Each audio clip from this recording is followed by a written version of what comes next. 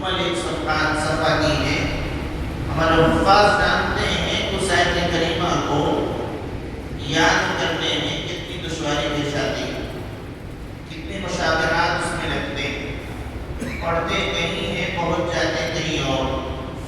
تو یہ آیت پوری سب سے بڑی آیت کریمہ قرآن کریم کی، اس میں اور اس کے بعد والی چھوٹی آیت کریمہ، ان دو آیات کے اندر رب العالمین نے قرض لینے اور دینے کی آداب سکھلائے، طریقے بتلائے.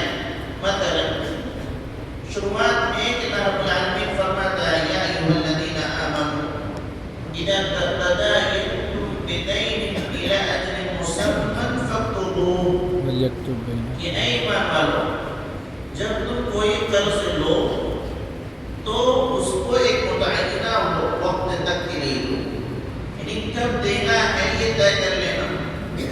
فاکتبوہ، اور اس کو کہیں لکھ لو تاکہ آگے کبھی بھول چوک نہ ہو.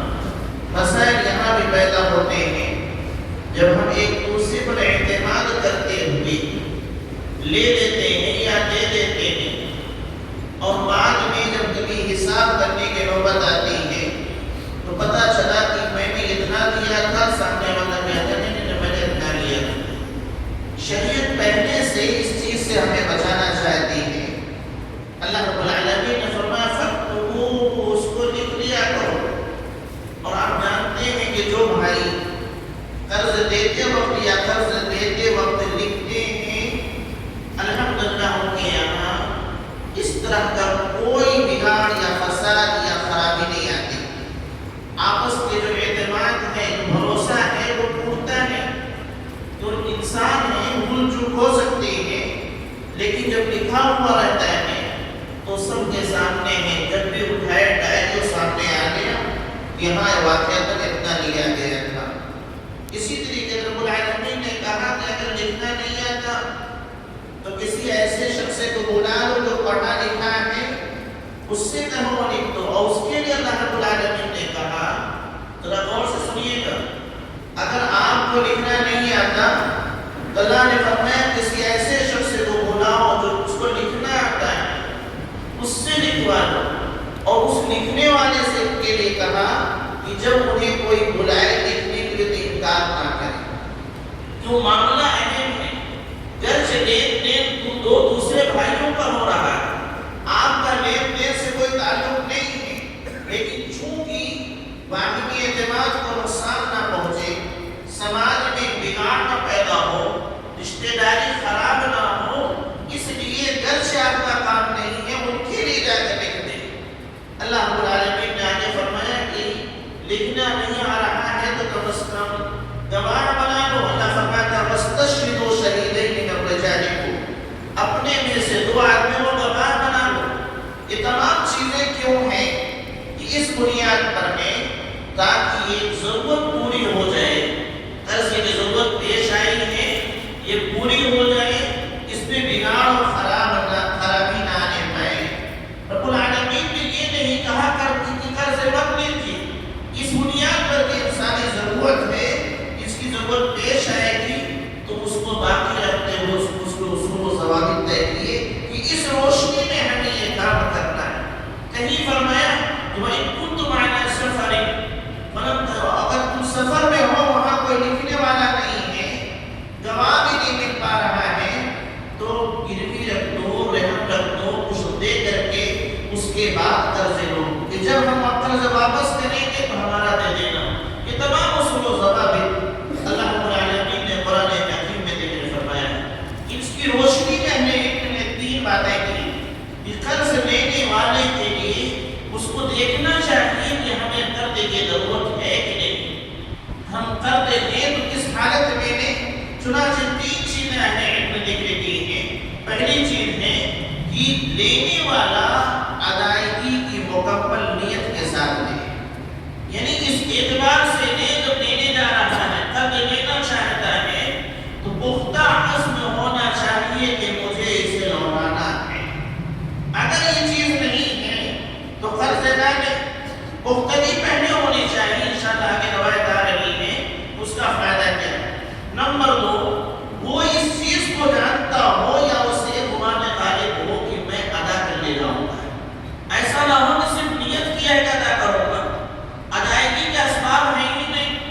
میری کمائی اتنی ہے نہیں، مجھ سے زیادہ لے رہا ہوں، بچت ہے نہیں، ادائیگی کہاں سے کروں گا؟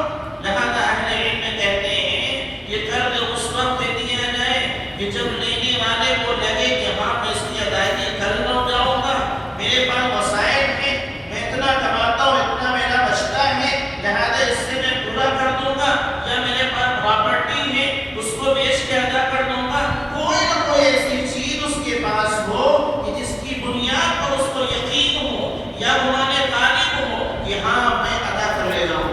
یہ دو چیزیں. تیسری چیز یہ ہے کہ ان یکون فی امر مشروع، قرض کسی ایسی چیز کے لیے لے جو شریعت میں جائز، کسی ایسی چیز کے لیے قرض نہ لے جو شریعت میں جائز نہیں ہے. یہ تین چیزیں اگر ہیں تو پھر قرض لینا درست ہوتا ہے. پہلی چیز کیا؟ جی پہلی چیز نیت، یعنی پختہ ادائیگی کا عزم ہے، ارادہ ہے کہ میں ادا کروں گا. دوسری چیز وسائل.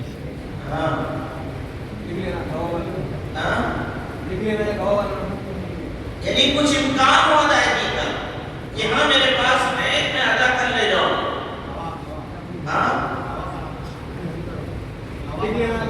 نہیں کچھ نہیں. وسائل. دوسرا ہے اگر مجھے قرض لینا ہے تو کس حالت میں مجھ کو قرض لینا چاہیے. پہلی چیز یہ ہے کہ ہم ادائیگی کا پختہ عزم کیوں کہ ہم ادا کریں گے. نیت. بہت سارے لوگ سے قرض بھی قرض لیتے ہیں، کون لے گا کون دے گا، لے لیتے ہیں اور دیکھتے ہیں نہیں. ادائیگی کا پختہ عزم ہونا چاہیے. نمبر دو، ادائیگی کے وسائل ہمارے پاس موجود ہو، اتنا ہمارے لیے امکان ہو کہ آج میں اتنا لے رہا ہوں تو فلاں جگہ سے میں اس کو اتنے دنوں میں ادا کر دوں. تیسری چیز یہ ہے کہ جس کام کے لیے ہو وہ شریعت میں جائز ہو، شریعت میں جائز ہو، جائز امر کے لیے، جائز کام کے لیے ہم نے قرض لیا ہے، علاج کے لیے، تعلیم کے لیے، گھر بنانے کے لیے، جو جائز چیزیں ہیں اس کے لیے انسان نے قرض لیے تو یہ تو درست ہے. کسی غیر شرعی کام کے لیے قرض لینا، فضول خرچی کے لیے قرض لینا، دکھاوے کے لیے قرض لینا، شادی بیاہ میں واہواہی کے لیے قرض لینا، شریعت اس کی اجازت ہے. مسائل یہیں سے پیدا ہوتے یاد رکھیے. جب غیر شرعی امور کے لیے قرض لیے جاتے ہیں تو مسائل وہیں سے جنم پاتے ہیں. جہاں تو شریعت کا معاملہ، شرعی امور جسے شریعت نے جائز قرار دیا ہے، اس میں اگر قرض لیتے ہیں تو اللہ رب العالمین کی جانب سے مدد آتی ہے اور قرض کی ادائیگی. بہرحال یہ تین چیزیں قرض لینے سے پہلے اپنے اندر دیکھ لینا چاہیے کہ قرض لیتے وقت ادا کرنے کا پختہ ارادہ ہو، دوسرا ادائیگی کے وسائل ہوں، اور تیسرا یہ ہے کہ جس کام کے لیے ہم قرض لے رہے ہیں وہ جائز کام ہے، غیر شرعی کام نہیں. شریعت نے اس چیز کو تھوڑا آسان کرنا چاہیے. قرض لینا اور دینا اور اس کی فضیلت بیان کر کے اس کو مزید آسان کرنے کی کوشش کی تاکہ سماج میں وہ لوگ جو حقیقی معنوں میں ضرورت مند ہیں ان کو قرض ملنا چاہیے اور ادائیگی میں آسانی ہو.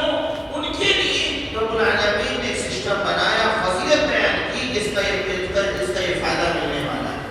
اللہ رب العالمین نے قرآن حکیم میں ارشاد فرمایا وَإِن كَانَ ذُو عُسْرَةٍ فَنَظِرَةٌ إِلَىٰ مَيْسَرَةٍ وَإِن تَصَدَّقُوا خَيْرٌ لَكُمْ إِن كُنتُمْ تَعْلَمُونَ. انسان نے قرض دے لیا اور ادائیگی کا پختہ ارادہ ہے، اس کے بعد حساب بھی تھا کہ میں ادا کر لے جاؤں گا. جس چیز کے لیے لیا تھا وہ جائز نہیں تھا، لیکن کوئی وجہ پیش آ گئی جو تاخیر کا سبب بن گئی ہے. 6 مہینہ کا میں نے ٹائم دیا تھا، اب اس سے آگے معاملہ جا رہا اور واقعہ کوئی ایسا سبب پیش آیا، ابھی بھی ادائیگی کا ارادہ ہے، کوشش میں لگے ہیں لیکن ادا نہیں کر پا رہے ہیں. ہوتا ہے ایسا. اللہ رب العالمین فرماتا ہے وَإِن كَانَ ذُو عُسْرَةٍ فَنَظِرَةٌ إِلَىٰ مَيْسَرَةٍ.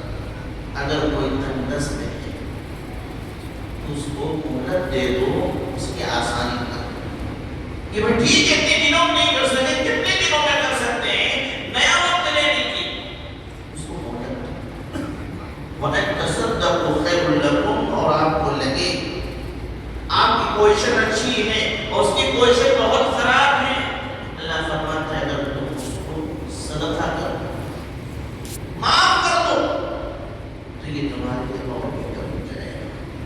یہاں دو چیزیں ہیں، ایک تو وقت پر ادا نہیں کر سکا تو مہلت دینے کی بات کی جا رہی اور مہلت دینے، اور دوسرا یہ کہ سامنے والے کی حالت بہت ڈاؤن ہے، ہم اس کو سمجھ پا رہے ہیں اور یقیناً ہم سمجھتے ہیں کہ کون بھائی کس اعتبار سے قرض لیے ہوئے ہیں اور کون بھائی ادائیگی کی دلچسپی رکھتے ہیں، کون نہیں، ہم اس کو سمجھ پا رہے ہیں۔ اور آپ کی پوزیشن اچھی ہے تو اللہ ایک بات اور کہتا ہے اسے کہ اگر صدقہ کر دو، معاف کر دو، اس کے قرض دیکھو، یہ تمہارے لیے اور بہتر ہے۔ اشترا مال تھا وہی میں نے قرض دے دیا تھا، ہماری پوزیشن اچھی ہے تو اس سے بہترین جگہ خرچ کرنے کی اور بنا ملے گی، لہذا اس قرض کی ضرورت کو آسان کرنے کے لیے تاکہ ادائیگی میں دشواری نہ آئے، اللہ رب العالمین نے یہ دو باتیں مہلت دو اور دوسرا اگر چاہو تو صدقہ کرو۔ ایک انسان صدقہ نہیں کر رہا، معاف نہیں کر رہا، صرف مہلت دے رہا ہے، اس کا فائدہ کیا ہے؟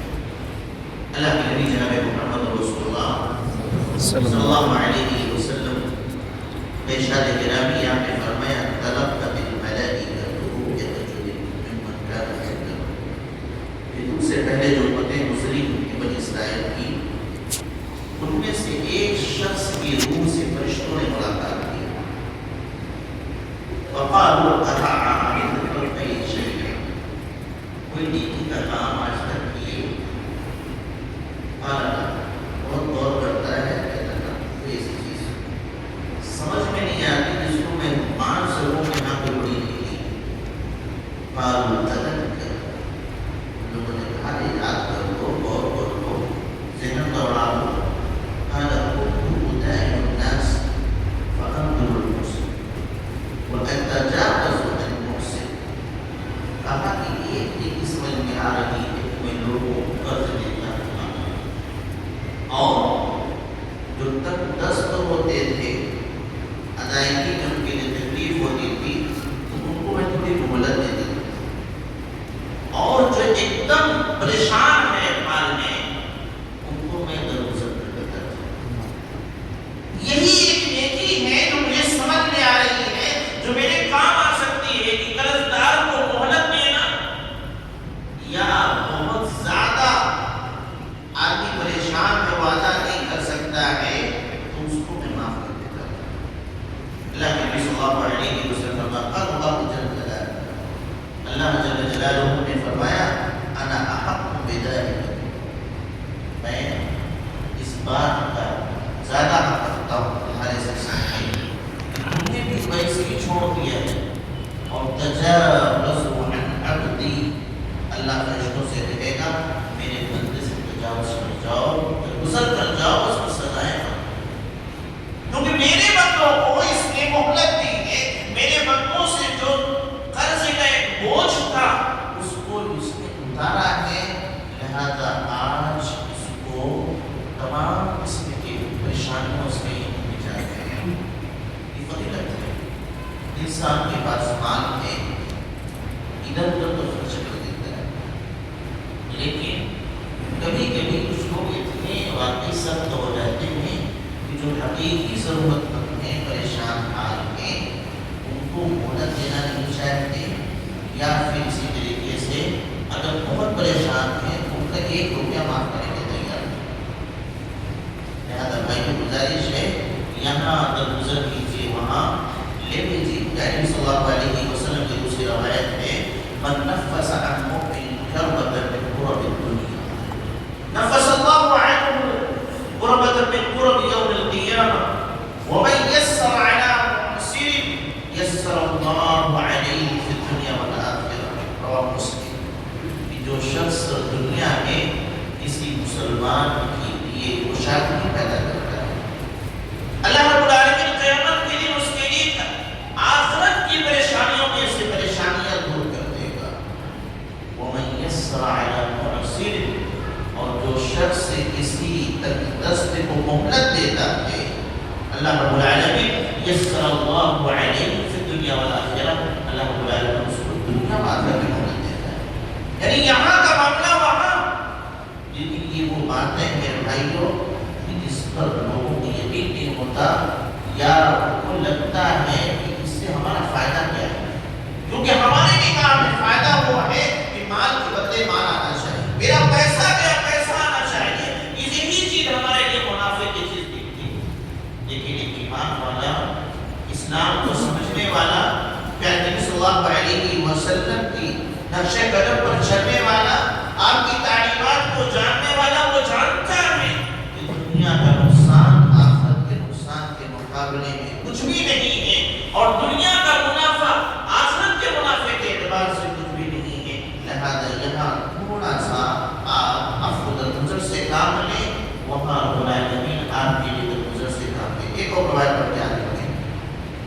اللہ کے نبی صلی اللہ علیہ وسلم نے موقع پر فرمایا وَمَنْ أَفْطَرَ مُؤْسِرًا فَلَهُ بِكُلِّ يَوْمٍ مِثْلُ صَدَقَةٍ۔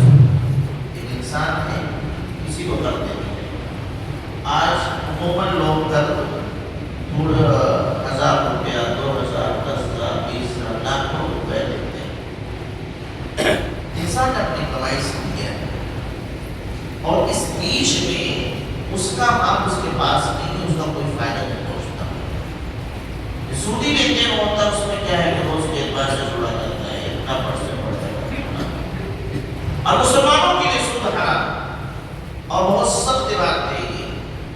اب اس صورت میں ہم نے کسی کو 10,000 روپے دیے ہیں، لاکھ روپے دیے ہیں، وہ استعمال کر رہا ہے، ہمارا کیا فائدہ؟ اس نگاہ سے ہم دیکھتے ہیں کہ ہمارا کیا فائدہ ہے اس میں؟ آئیے ہم دکھاتے ہیں فائدہ کیا ہے۔ نبی صلی اللہ علیہ وسلم نے من انذر مؤسرا فله بكل يوم مثل صدقہ، اس شخص سے کسی بھی تندرست کو مہلت دیا، اس کے لیے ہر روز اس کے قرض کے مثل صدقے کا ثواب ملتا ہے۔ آپ نے 10,000 دیا، وہ قرض ہے، ایسا نہیں کہ آپ نے معاف کر دیا، اس کے پاس ہے، آپ نے دیا ہے، وہ استعمال کرنا ہے، 1 مہینے کی مہلت ہم نے دی اس کو، تو 1 مہینہ تک اس 10,000 صدقہ کرنے کا ثواب ملتا ہے۔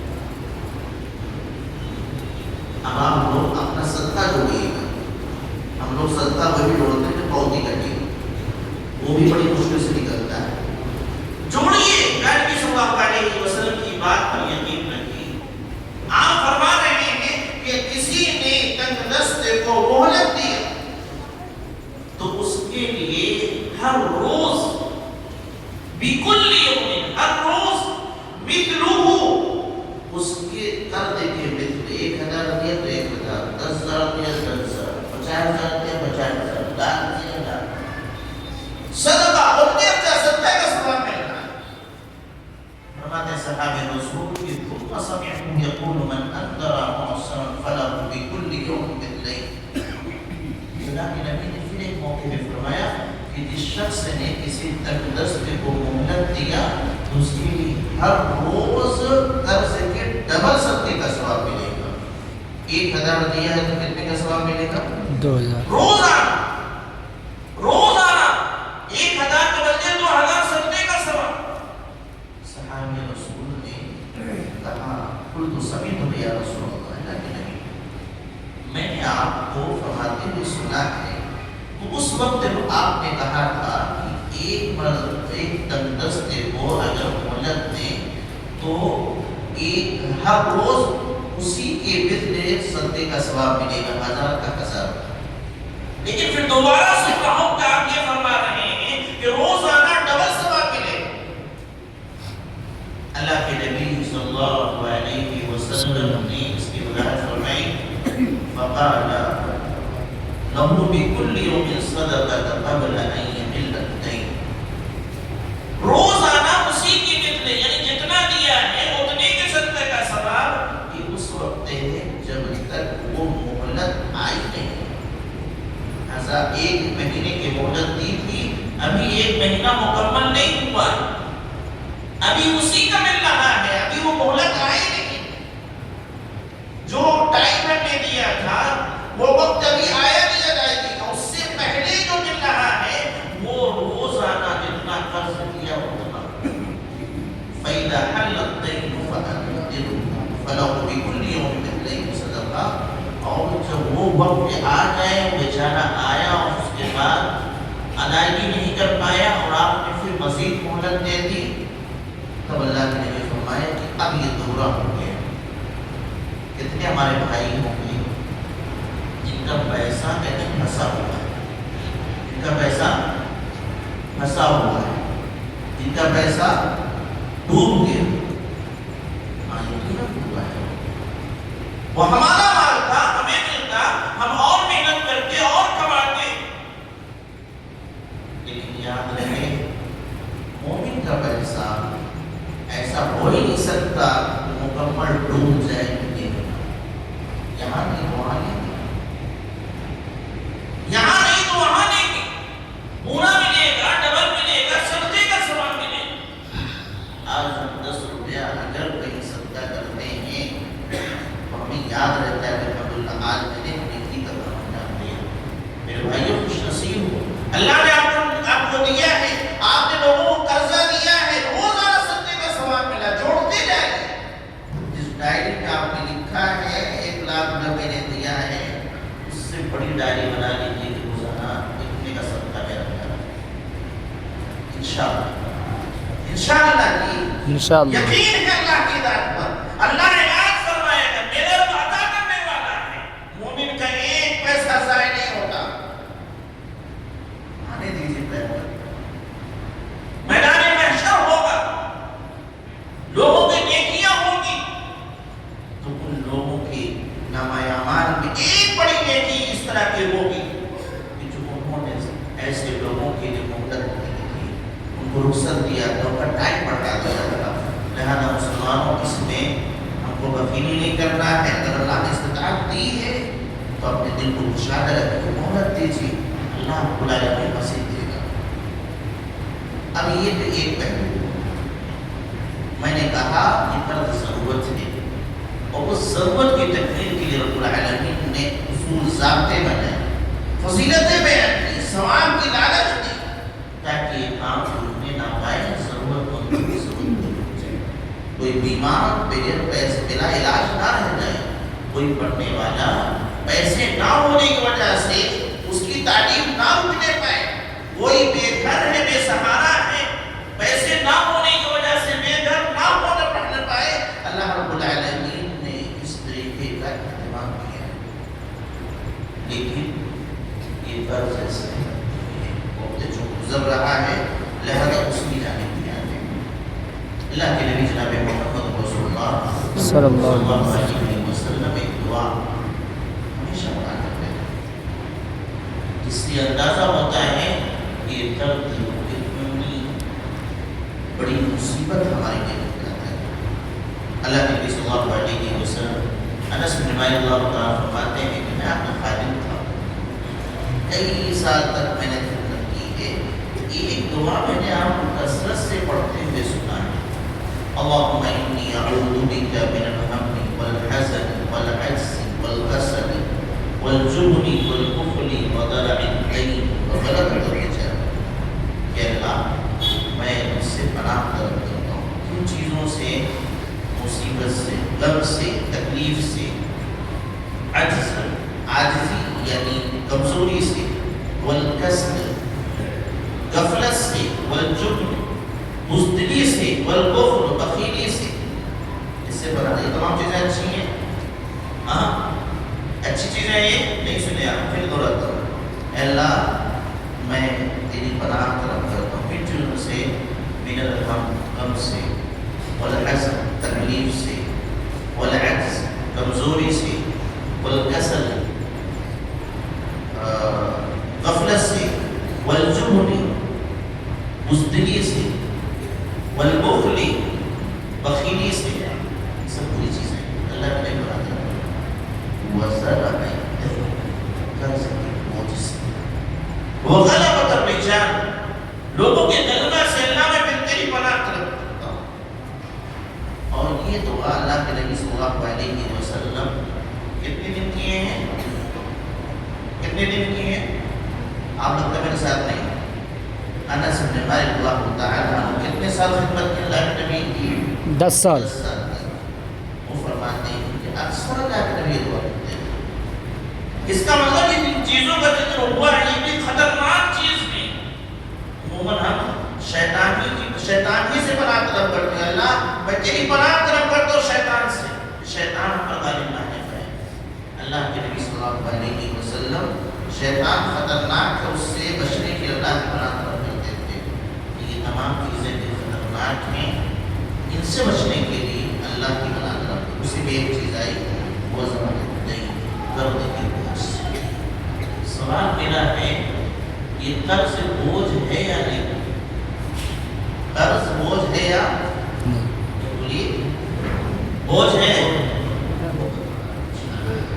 انسان کھا رہا ہے، پی رہا ہے، رہ رہا ہے بچوں کے ساتھ، جیسے ہی ذہن جاتا ہے کہ فلاں کا قرضہ ہے اس کا سکون ہل جاتا ہے، وہ بوجھ محسوس کرتا ہے اور تقاضے ہونے لگے تو پھر نیند نہیں آتی. آج دنیا میں خوشی کے جو واقعات ہوتے ہیں سب سے زیادہ کون سی چیز ہے جو لوگوں کو پریشان کیا ہے اور وہ ہمت ہار گئے، مشکل ہو گئے اور اپنے آپ کو انہوں نے ہلاک کر لیا، وہ کون سی چیز ہے؟ زیادہ قرض کی وجہ سے. تو اللہ کے نبی کو پناہ طلب کرتے ہیں. اما عائشہ سے ایک صاحب نے سوال کیا کہ اللہ کے نبی ہر دم قرض کی پناہ کو طلب کرتے ہیں.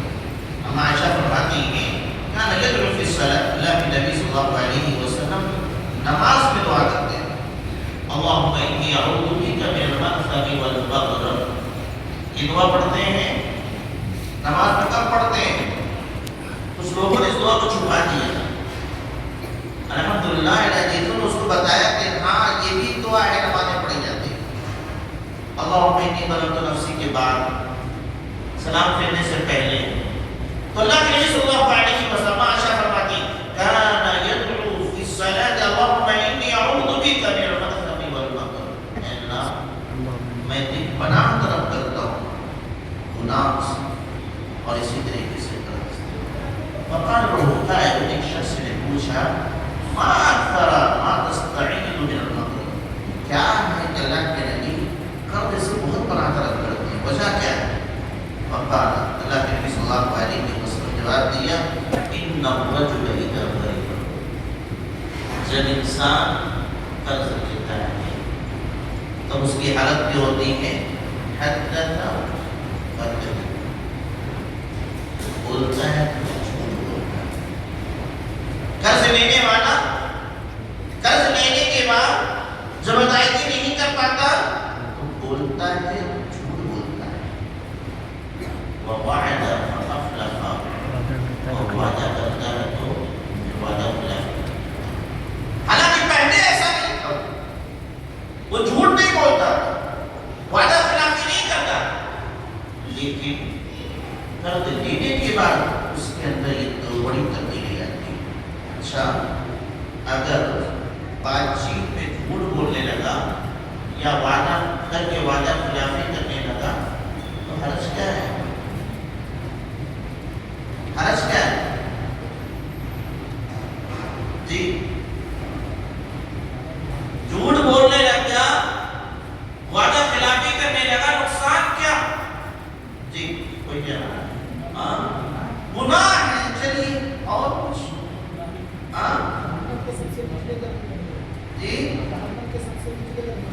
جہنم کے سب سے نچلے درجے میں ابھی میں نہیں ہے، اور مومن نہیں. اور اللہ کے نبی صلی اللہ علیہ وسلم نے منافق کی جو پہچان بتائی یہی تین چیزوں سے بتائی.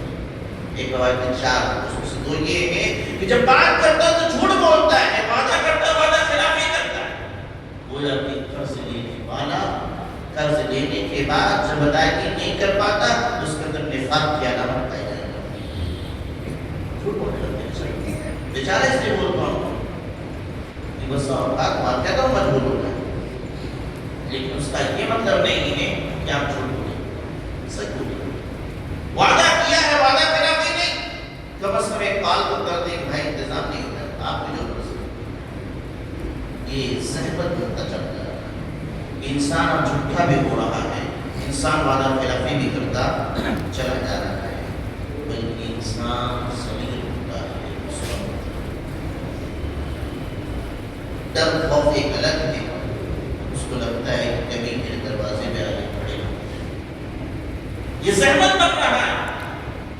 لہذا بھائیوں، قرض لینے سے حتی امکان جب تک مجبوری نہ ہو، جب تک آپ کے پاس راستے ہیں، معاملے سے بھی راستے ہیں، آپ کام چلائیے۔ یہاں کچھ باتیں کہہ کے آگے بڑھوں گا کہ آج الحمدللہ اللہ نے ہم کو دیا ہے، جو قرض کے اسباب میں، دینے کے اسباب میں جو چیزیں آتی ہیں، یہ آتی ہے، یہ آج اللہ تعالیٰ نے ہم کو دیا۔ ہماری لائف اسٹائل تھوڑا سا بلند ہے، رہنا سہنا کھانا پینا اچھی، الحمدللہ۔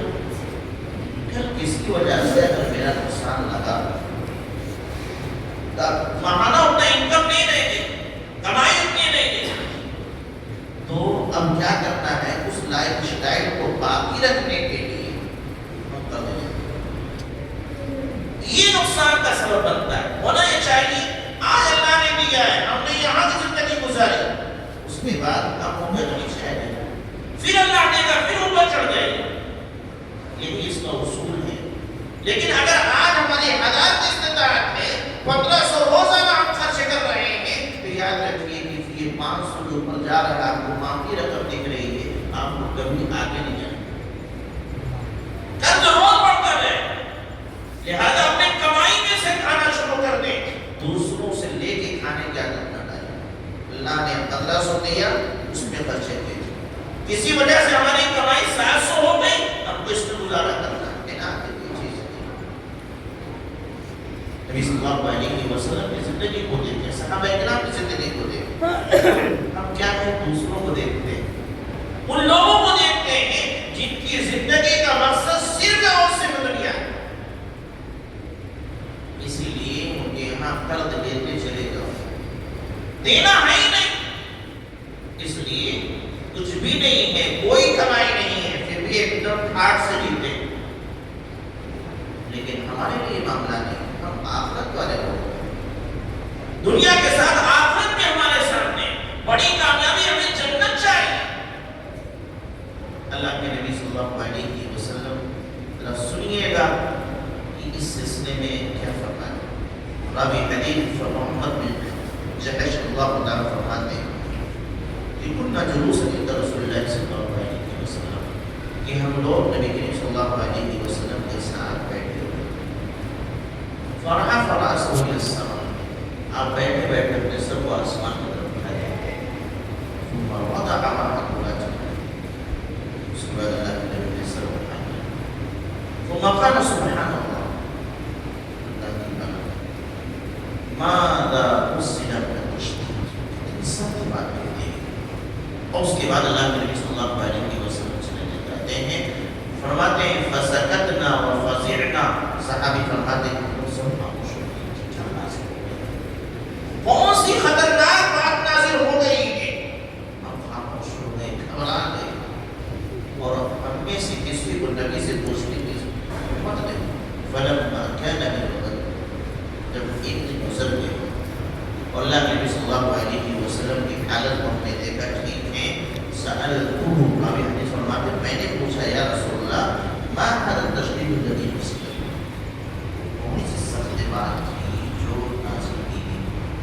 فقال والذی نفسی بیدہ، قسم اس ذات کی جس کے ہاتھ میری جان ہے، لو ان رجلا قتل فی سبیل اللہ، نازل یہ ہوا ہے کہ اگر کوئی شخص اللہ کے راستے میں شہید کر دیا، جان چلی گئی اللہ کے راستے، اللہ کی رضا کے لیے لڑائی کر رہا تھا، کوئی دکھاوا نہیں، اللہ کے کلمے کی سربلندی کی لڑائی کر رہا تھا، کوئی اور مقصد نہیں، وہ اللہ کے راستے میں شہید کیا گیا، ثم احیا، پھر اس کو دوبارہ زندہ کیا ثم قتل دوبارہ لڑا اللہ کے راستے میں، پھر قتل کیا گیا، شہید کیا گیا، ثم احیی پھر اس کو زندہ کیا گیا، ثم قتل پھر اللہ کے راستے میں اس نے قتال کیا اور شہید ہو۔ کتنی مرتبہ ہوا؟ یہ تین شہادتیں، ایک شہادت نہیں۔ شہید کے بارے میں ہم جانتے ہیں کہ وہ جنت میں جائے گا، اس کی روح فوراً جنت میں بھیج دی جاتی ہے، وہ مقام ہے اس کا۔ شہداء کا مقام یہ ہے کہ اللہ نے کہا اموات مردہ مت کرو، لیکن یہ شہید ایک مرتبہ کی شہادت نہیں، تین مرتبہ کی شہادت کے درجے میں فائز ہوتا ہے۔ اللہ کے نبی فرمایا سخت بات یہ ہے کہ وعلیہ دین ما دخل الجنہ، تین مرتبہ شہادت کے بعد اس پر قرضے ہیں جنت میں داخل۔ ہم نے کیا سمجھ رکھا ہے؟ عمرہ پہ عمرہ، حج پہ حج، یہ کر دیا وہ کر دیا، یہ تمام چیزیں نیکیاں ہو سکتی ہیں لیکن قرض کی خلافی نہیں کر سکتی، جنت سے روک دی۔ اس شہادت سے بڑا مرتبہ کیا ہو سکتا ہے؟ جان قربان کر دیا اللہ کے لیے، اس کے باوجود جنت سے روکا جا رہا۔ غلطی کیا ہے؟ غلطی یہ ہے کہ دوسرے کا قرض لینا ہے۔ فرمایا ما دخل الجنہ حتی یقضی عنہ دینہ، یہاں تک کہ اس کا قرض ادا کر دیا جائے۔ ہم نے اس چیز سے توجہ دی، زحمت بنتا ہے، یہ زحمت بنتا ہے، اور انسان اتنی بڑی زحمت ہے کہ جنت میں جانے سے روک دے گا۔ یہ انسان کیسا ہے؟ کوئی معمولی نہیں، نیک ہے، صالح ہے، اللہ کے لیے سب کچھ قربان کرنے والا، اس کو روک دیا۔ مسلمانوں، بھائیوں، خاص طور سے اپنے دیندار بھائیوں سے میں اپیل کرتا ہوں، درخواست کرتا ہوں کہ جہاں بہت سارے نیکیوں کے کام انجام دے رہے ہیں، وہیں اس جانب کی توجہ دیں کہ ہم تو کسی دیکھ کر باقی نہ ہیں۔ اور میں کہتا ہوں اپنے اولاد کے لوگ سے مت کیجیے گا کہ ہم نے اتنا بنا دیا ہے، وہ ادا کر دیں گے، معاف کیجیے گا، کوئی نہیں کرتا الا ماشاء اللہ۔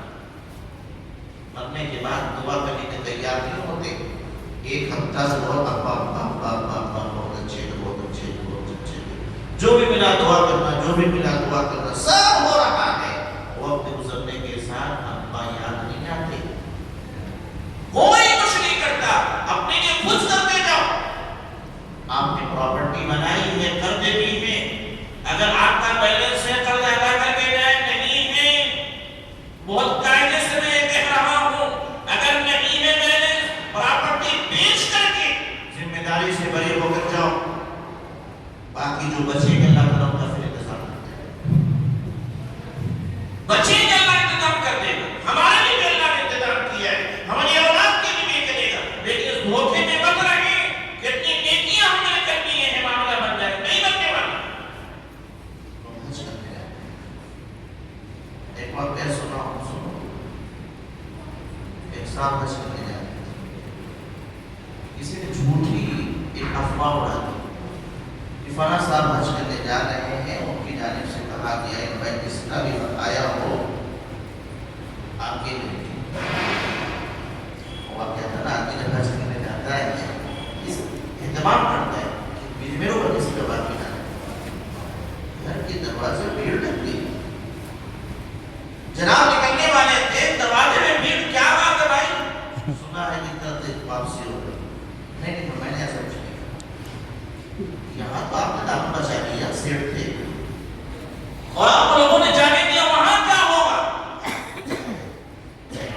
بچا کر نہیں جا سکتے، وہاں نہ نہیں ہو سکتے، بہرحال اور سکی وقت زیادہ ہو رہا ہے، سلمہ بن عقبہ رضی اللہ عنہ نے حدیث، اللہ کے نبی صلی اللہ علیہ وسلم اپنی امتی کے لیے کتنے شفیق تھے، کتنا ان کے لیے ان سے محبت کرتے تھے، کتنا آپ کے اندر کڑک تھی کہ آپ کے امتی بخش دیے جائیں، معاف کر دیے جائیں، بات صحیح، یعنی امتیوں کو بخشوانے کے لیے رات بھر بیٹھ کے صلی اللہ علیہ وسلم کرتے ہیں۔ ایک طرف یہ حالت ہے اور دوسری طرف حالت یہ ہے کہ اذا اتی بجنازہ، جب آپ کے پاس کوئی جنازہ لایا جاتا فقال صلی علیہ، لوگ کہتے اللہ کے نبی جنازہ نماز پڑھتی تھی، فقال حل علیہ دین، آپ پوچھتے کیا ان پر قرض ہے؟ لوگ جواب دیتے نہیں، تب آپ جنازے کی نماز پڑھتے۔ نبی جنازے کی نماز پڑھتی ہے، دعا کرتے مغفرت کی، انشاءاللہ یقینی اللہ منافق ہو تو آپ جنازے کی نماز پڑھ دیتے تھے۔ فرماتے ہیں کہ اور جنازہ آیا، آپ نے پوچھا علیہ کے دین، کیا اس پر قرضے ہیں؟ لوگوں نے کہا ہاں اللہ کے نبی قرضے ہیں۔ کہا کچھ اس کی ادائیگی کے لیے وہ چھوڑا ہے؟ کہا نہیں، 3 دینار ہے، کتنا؟ صرف 3 دینار کر دیں۔ آپ نے فرمایا صلوا علی صاحب، تم لوگ پڑھو۔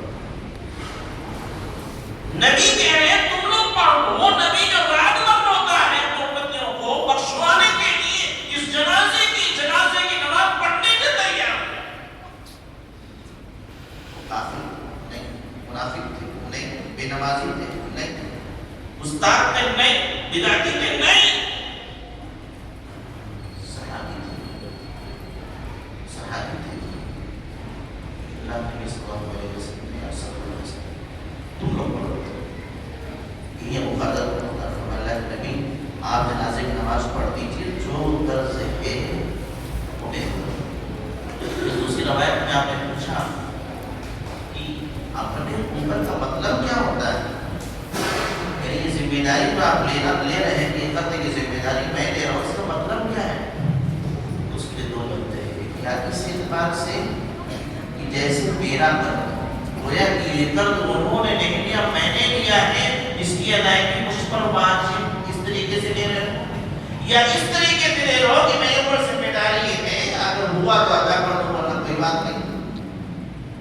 انہوں نے کہا اللہ کے نبی نہیں، یہ اسی طریقے سے جس طریقے سے میرا قرض ہوتا ہے، جس کی ادائیگی مجھ پر لازم۔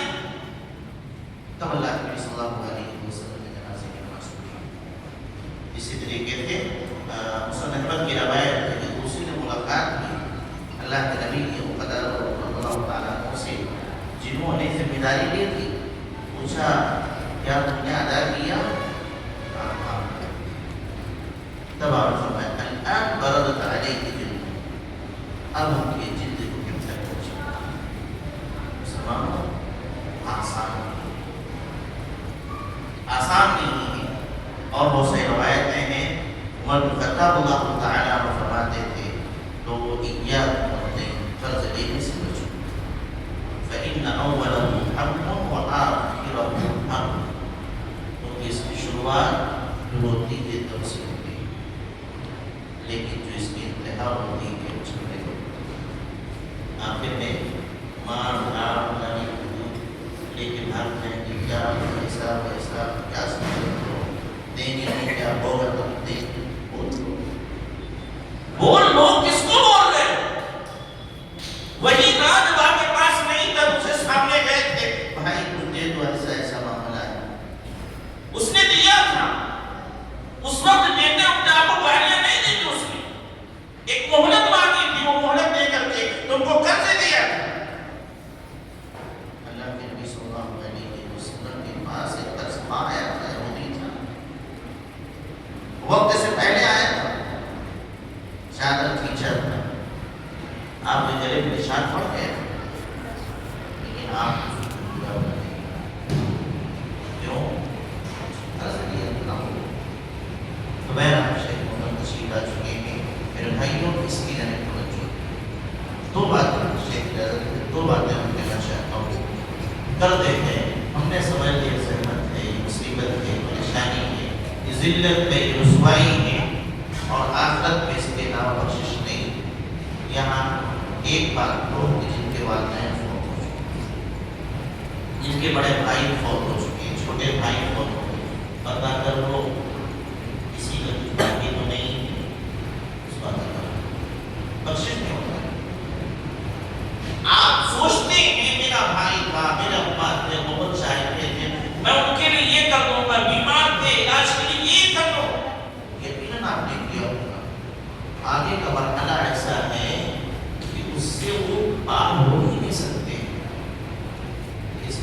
ایک کام ضرور بتا دیجیے موقع پر دے جائے بہت بڑا کام ہو جائے گا ہمیں والدین کے لیے جو گزر چکی ہیں یا اپنے بھائیوں کے لیے دوستوں کے لیے بھی آنے کی کوشش کی اور جب ہم اس کام کو کرنے جائیں گے اللہ کی مدد سے ہوگا جب اس کام کو کرنے جائیں گے تو اللہ کی مدد ضرور آئے گی اور اس میں آپ دوسرے سے تعاون بھی لے سکتے ہیں تاکہ زکات کی اس بھی لے سکتے ہیں تاکہ زکات دوسرے کے قرض کی ادائیگی کی اپنا کی بات نہیں کر رہا ہوں کسی دوسرے کا کرتے ہیں اس کو اپنے اوپر ہم نے لیا کہ ہم ادا کریں گے تو اس کے لیے قرض زکات کی رقم بھی دے گے اس کو ادائیگی کی جا سکتی ہے بغیر بھی نہ پڑے دوسری بات کہنا ہے کہ جب بھی قرض لیجیے دینے کی حیثیت اللہ کے نبی صلی اللہ علیہ وسلم فرمایا من اخذ اموال الناس يريد اداءها جو شخص لوگوں سے قرض لیتا ہے اور اس کی اس کو ادا کرنے کا ارادہ رکھتا ہے تو اللہ رب العالمین اس کی سزا کر دیتا ہے ومن اخذ يريد اتلافها اور جو شخص دوسرے کا مال اس لیے لیتا ہے کہ ہم ضائع کر دیں گے واپس نہیں کرنا ہے تو اللہ رب العالمین بھی اس کو بھی ضائع کر دیتا ہے اس کے مال کو ضائع اب دیکھ کے اٹھا کر یہ دین وہ دین یہاں وہاں اس بینک سے اس بینک سے لینے والے لے کے بھاگنے والے تمام کبھی سکون کی زندگی نہیں دیتے اور جو مال رہتا ہے وہ بھی چلا جاتا ہے کیوں دینے کی نیت نہیں تھی اس کے دینے کی نیت سے اگر لیں گے تو اللہ رب العالمین کی جانب سے مدد آئے اللہ کے نبی صلی اللہ علیہ وسلم نے ایک دعا سکھلائی چھوٹی سی سیکھ لیجیے علی بن طالب اللہ تعالیٰ عنہ کے پاس انہوں نے کہا کہ میرے اوپر اور میں اس کی ادائیگی سے آگے نہیں کر پاتا انا اعلمک بکلمات علمنی رسول اللہ صلی اللہ علیہ وسلم کہ کیا تم کو چند کلمات میں نہ سکھلا دوں جن کو اللہ کے نبی صلی اللہ علیہ وسلم نے ہمیں سکھلایا لو کان علیک مثل جبل اگر تمہارے اوپر پہاڑ کے برابر کی دین قرض ہے اللہ قدام اللہ اللہ اتنا کر پہاڑ کے برابر یقیناً بہت خطرناک چیز ہے ہم کر کیا سکتے ہیں کم از کم یہ تو کریں ایک تو لیتے وقت ادائیگی کی نیت دوسرا دعا کریں کیا ہے اللہم اغفرنی بحلالک عن حرامک واغننی بفضلک عمن سواک یہ دعا پڑھتے رہے کوشش کرتے ہیں دعا بھی پڑھیں کوشش صرف دعا کے سہارے نہیں کوشش کریں پڑھے دعائیں پڑھیں کوشش کریں انشاءاللہ اللہ ضرور راستہ نکالے اللہ کی ذات پر یقین ہونا چاہیے اللہ سے دعا ہے توفیق دے ہمیں کتاب و سنت پر عمل والا بنا ہمیں قلب سے بچا قرض کی ادائیگی کی توفیق دے اللہ